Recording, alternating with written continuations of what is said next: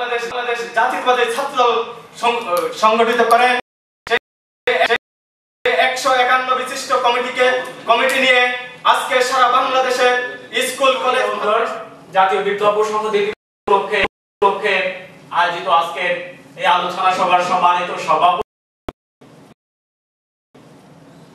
দায়াজে উপবিষ্ট 7 নভেম্বর উপলক্ষে আয়োজিত বাংলাদেশ জাতীয়তাবাদী দল বিএনপি জাপান শাখা কর্তৃক আয়োজিত আজকের এই আলোচনা সভা এবং শহীদ রাষ্ট্রপতি জিয়াউর রহমানের ইতিহাসে আপনারা জানেন জিয়াউর রহমান কি ছিলেন এবং ওনার আদর্শ কি ছিলেন। 1971 সালে যে লক্ষ্য নিয়ে যে উদ্দেশ্য নিয়ে বাংলাদেশের মানুষ স্বাধীনতা যুদ্ধ করেছিল, কিন্তু 1971 পরে সেই শেখ মুজিবুর রহমানের জন্মগ্রহণ না করতেন তাহলে আমরা বাংলাদেশ স্বাধীনতা হতো কিনা সেটা আমাদের একটা দেখার বিষয় ছিল। কারণ স্বাধীনতা একটা কথা বলবো, সেখানে শুধু স্বাধীনতা যার শুরু হয়েছে সেই শহীদ জিয়াউর রহমানের হাত থেকে আজ পর্যন্ত তার কোনো শেষ নেই এবং পৃথিবী যতদিন থাকবে বাংলাদেশ জাতীয়তাবাদী আজকে সভাপতি সাথী বন্ধু ভাইরা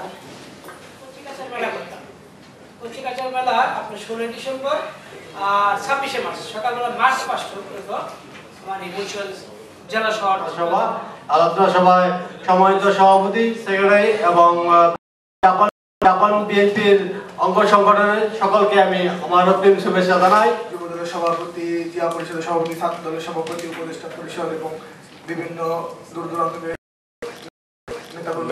বাংলাদেশ জাতীয়তাবাদী দলের পক্ষ থেকে সুখবরটাও দিয়ে সব বন্ধু মহল এবং ছোট ভাইরা দিন ঐতিহাসিক দিবস, যদিও এটাকে আমরা অনেক ক্ষেত্রে রাজনৈতিকভাবে এটাকে আমরা নিয়ে থাকি নাকি বর্তমানে মাননীয় হয়ে গেছে নাকি আওয়ামী লীগের নেতা বলবো জাতীয় বিপ্লব সংহতি দিবসে সভাপতি বাংলাদেশ জাতীয় প্রতিষ্ঠা মণ্ডলী এবং অঙ্গ সংগঠনের সভাপতি এবং নেতৃবৃন্দ, সবার মাননীয় সভাপতি, বাংলাদেশ জাতীয়তাবাদী দলের জাপান শাখার বিভিন্ন পত্রিকার সাংবাদিক এবং সম্পাদক যারা আছেন, ছাত্র ভাইরা, আসসালামু আলাইকুম, বিসমিল্লাহির রহমানির রহিম। এই 7ই নভেম্বর জাতীয় বিপ্লব সংহতি দিবস, আজকের এই দিনে প্রথমে আমি গভীরভাবে শ্রদ্ধার সাথে স্মরণ করছি মহান স্বাধীনতা ঘোষক বাংলাদেশের সফল রাষ্ট্রনায়ক শহীদ জিয়াউর রহমানকে। এই আপনাদের অশেষ ধন্যবাদ জানাই আজকে ধৈর্য সহকারে আমাদের নেতৃবৃন্দের যে বক্তব্য শুনলেন এবং এই 7ই নভেম্বর উপলক্ষে আপনারা শুনছেন এবং বর্তমান রাজনীতির পরিপ্রেক্ষিতে কথা অনেক কিছু শুনছেন। তাই আমি অন্যটা বলবো যে আমি তো জাপান শাখার সাধারণ সম্পাদক জাতীয় দলের, এই জন্য আমার কিছু করণীয় আছে, আমার কাজ আছে এবং যারা কাজ করে তার দুষ্কৃতি থাকবেই। হাত দিয়ে কাজ করলে হাতে ময়লা পড়বেই, হাত যদি দুই পকেটে রাখি তো হাতে ময়লা পড়বে না। আজকে বাংলাদেশের রাজনীতির পরিপ্রেক্ষিতে আমি দুইটা কথা বলবো, যেটা আসলে আজকে আমাদের মিডিয়া ভাই এখানে আছেন, জাপানে যারা মিডিয়া সোচ্চার 3টা পত্রিকার সম্পাদক আছেন এবং ইলেকট্রিক মিডিয়া আছেন।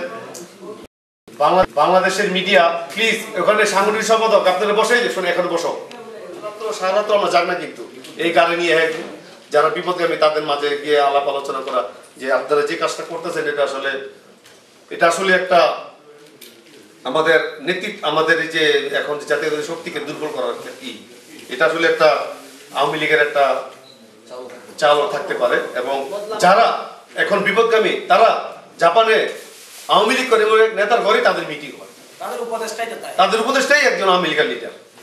যারা বিপদগামী মিডিয়াকে বলতে চাই তারা আসলে বিএনপি করে কিনা সন্দেহ আছে।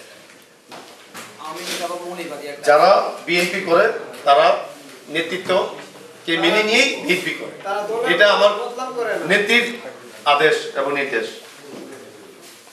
তবে আমরা চেষ্টা করব এবং চেষ্টা করছি আপনারা অধীর আগ্রহে আপনারা দেখতে পারবো, অচিরেই আমরা একসাথে করবো দল, আমরা সবাইকে একসাথে দিতে পারবো। আমি সেক্রেটারি হিসেবে ওয়াদা দিচ্ছি যে আমি যেভাবে হোক তাদের ম্যানেজ করে আমরা এক পতাকা তৈরি দিতে পারবো এবং আপনাদের সহযোগিতা কামনা করছি। আর আজকে আপনারা সবাই কষ্ট করে আসছেন, আমাদের এখানে আপনাদের ব্যবস্থা আছে, আপনারা সবাই খাওয়া দাওয়া করে যাবেন এবং আমাদের সমাপনী ভাষণ আমাদের সভাপতি সাহেব দিবেন। আজকে যদি আমাদের কোনো ভুল ত্রুটি থেকে থাকে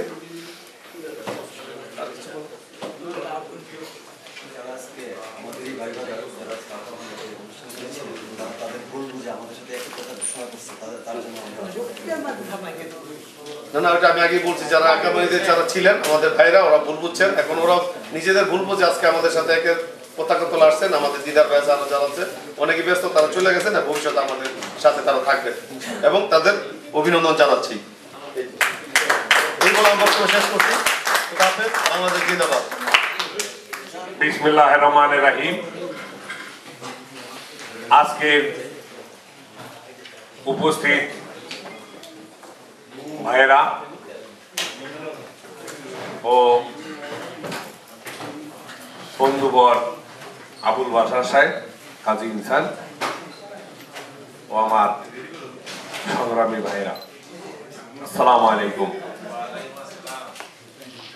আজকে ঐতিহাসিক 7ই নভেম্বর জাতীয় বিপ্লব ও সংহতি দিবস উপলক্ষে আলোচনা সভায় আমরা সব একত্রিত হয়েছি।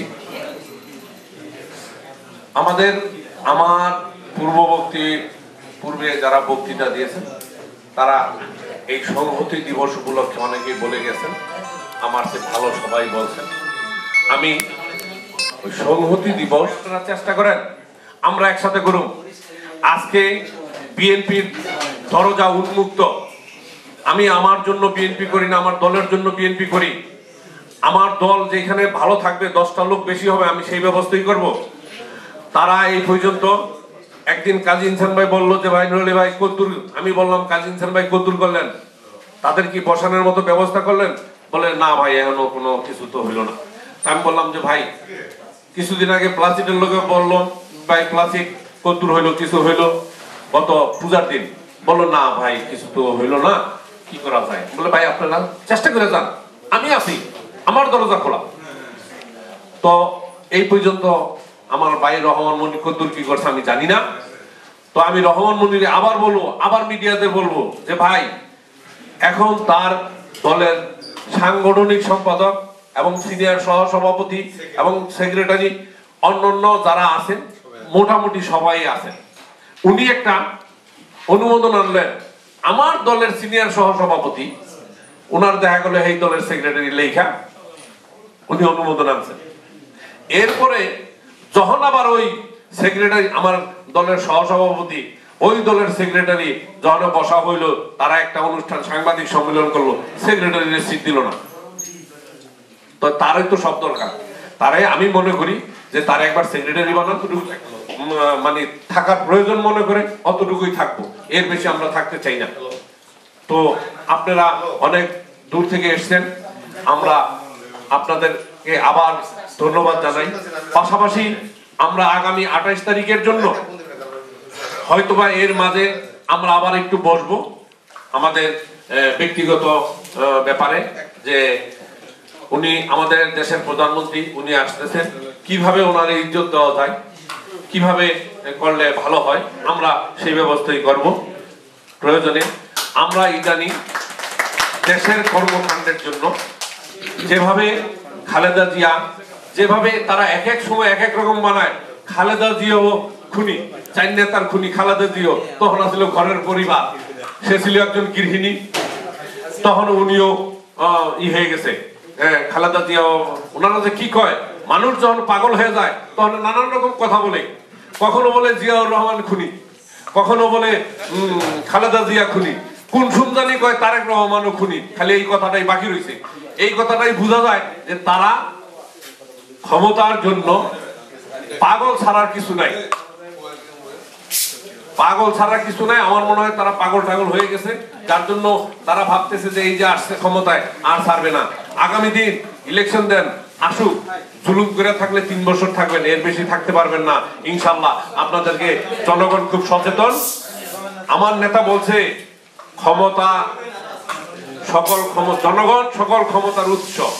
তো আগামী দিন এই জনগণই আপনাদের হিসাব দিয়ে দিবে। এই বলে আমি আমার বক্তব্য শেষ করছি। আসসালামু আলাইকুম।